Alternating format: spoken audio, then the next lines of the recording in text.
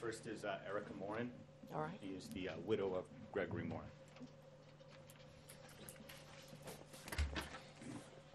Good morning, Ms. Morin.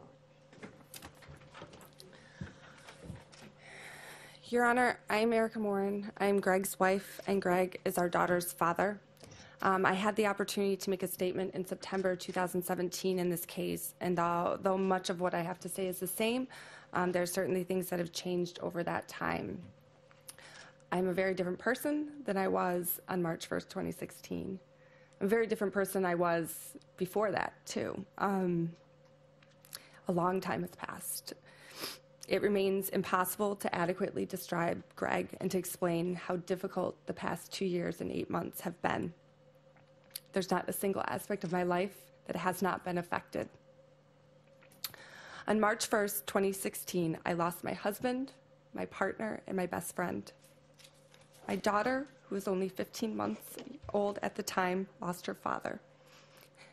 Greg lost everything, and we lost the chance to be a family and to grow our family. The best way I can describe it is that joy was taken from our lives that day.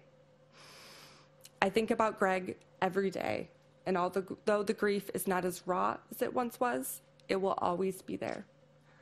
I will always grieve for what we should have had, for what Greg lost, and for what our daughter lost.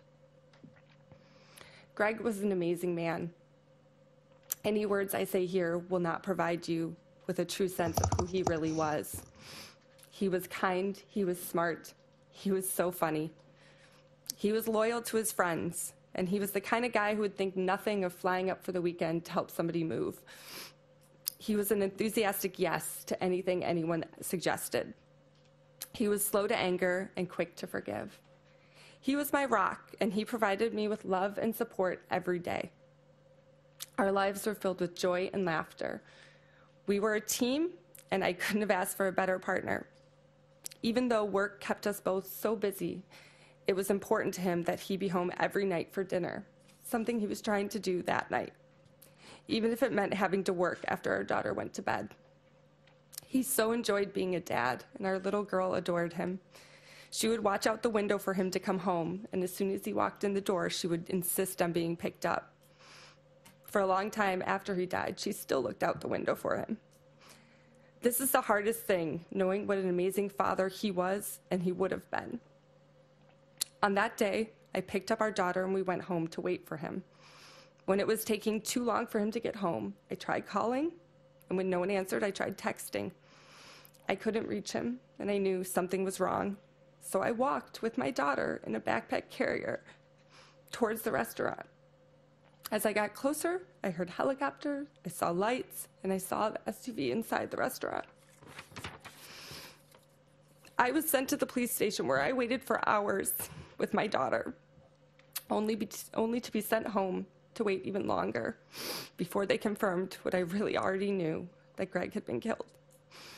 But for a last-minute decision, Greg would be here, or it could have been me. It's impossible to overstate the impact Greg's death has had on all of us.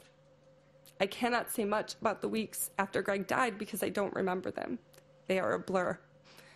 The more awful parts, that night, going to the morgue to identify his body, picking out his clothes, making funeral arrangements, and seeing him one last time are crystal clear in my mind. I remember talking to him and telling him I loved him. It's a cruel reality that I remember more about those moments than I remember about our last moments that morning before he died. I have suffered from depression, difficulty sleeping. I still wake up in the middle of the night. Night sweats, difficulty focusing. In the months following Greg's death, I lost weight because I would literally forget to eat. I still have trouble with remembering to eat.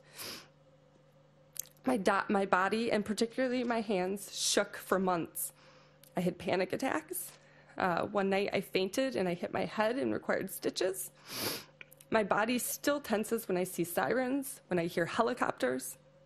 I have trouble standing in storefronts or eating pizza, which is just such a silly thing. I still avoid that intersection as much as possible, but we live very close to it, so it is very difficult. The grief strained relationships with family and friends. It caused me to leave my job and not work for a year, and it has certainly affected my career. We live so very close to the accident site. It's a constant reminder of the worst day of our lives. I sought out therapy and group therapy to help me deal with all of this. Grief is physically and emotionally exhausting, and it's not something you can understand unless you've experienced it yourself. It's not only my grief, but Greg's grief and our daughter's grief, and a grief for a future that's no longer possible. I am grieving for the life that we all should have had. Our daughter was 15 months old when Greg was killed. She was just saying her first words when he died, and she has now lived so much more of her life without her dada than she had with him. She can tell you that her dada died, which means we cannot see him anymore and his body stopped working, and that he's in the stars. She will tell you that she is sad sometimes because she misses him, but that he's always in our hearts. The grief is internalized in her in ways that I don't even realize sometimes. She used to say she wanted to be a baby again, and at some point she followed it up with a very quiet, because that would mean I could see Dada again. She has also said for some time she wants to be an astronaut, but only recently did she add it's because she wants to visit her Dada in the stars. She has started asking specific questions about how her dad died. I'm handling him the best I can with honesty, but sensitivity to the fact that she is still so young. I know that we have many tough conversations ahead of us. She is kind, intelligent, and sweet, and she already understands and is more comfortable with death than most people are in their entire lives. Our daughter has had a lifetime of memories taken from her. No matter how many stories I tell her or how many pictures we look at, she will never know her father. She'll have no memories of her own. She won't know his voice. She won't know his laugh or his jokes. I can tell her stories about him, but nothing will give her the true sense of who he was. He has already missed so much. Her first day of preschool, her second, third, and fourth birthdays, her riding a bike, her talking, saying I love you. He will not be there for letters to Santa, for daddy-daughter dances, to see her graduate from college, get married, or one day have children of her own. As a parent, you want nothing more than to protect your child. It is difficult to look down the road and be able to see the grief that she has yet to face. Greg only got 32 years. He truly lived those 32 years, and I was lucky to know him for 12 of those years. We did so much together in that time. We traveled the world, went skydiving, ran marathons, and so much more. And as painful as the last 2 years and almost 8 months have been, I get to be here to live life and to see our daughter grow up. When I say that joy has been taken from our lives, I don't mean that we don't have happiness in our lives. But every occasion, every milestone is forever bittersweet, because Greg should be here to see it. For so long, I did not smile, I did not laugh. Joy was taken from our lives. Most acutely in those first months and first years after we lost him, at a time when we should have been enjoying our little girl. There are days I can barely remember. We live this every day, and we will continue to live this for the rest of our lives. There's a certain amount of joy that has been taken that we will never get back. Every day we make choices. These choices, like deciding what to have for dinner, are often inconsequential. But we have to live with the consequences of those decisions. Greg, our daughter, we live those consequences every day of what should have been an unimportant decision. It shouldn't be any different here.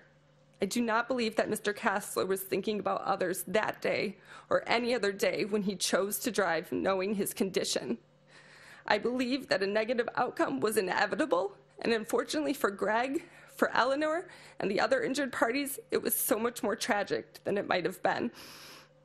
This process has been particularly long and painful. We have sat in this courtroom for 2.5 years, watching as Mr. Casler's attorney delayed at every opportunity. I have showed up on days that Mr. Casler himself did not show up. I first gave an impact statement over a year ago.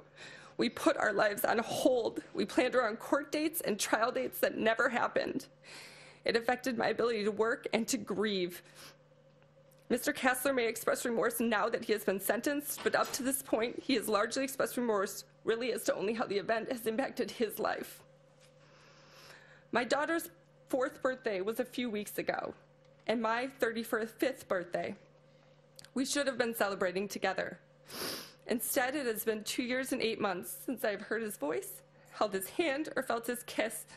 I have worked so hard for myself and for our daughter, but it still takes my breath away to contemplate that this is our forever. I miss him so, so much. And I miss who I was. I lost my carefree nature that I don't think I will ever fully get back. We live this every day, and I will live this every day for the rest of my life.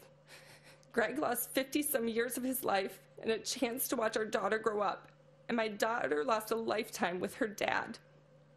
We keep going because we don't have any choice, but it will never be enough. There's no good here. Nothing will bring Greg back.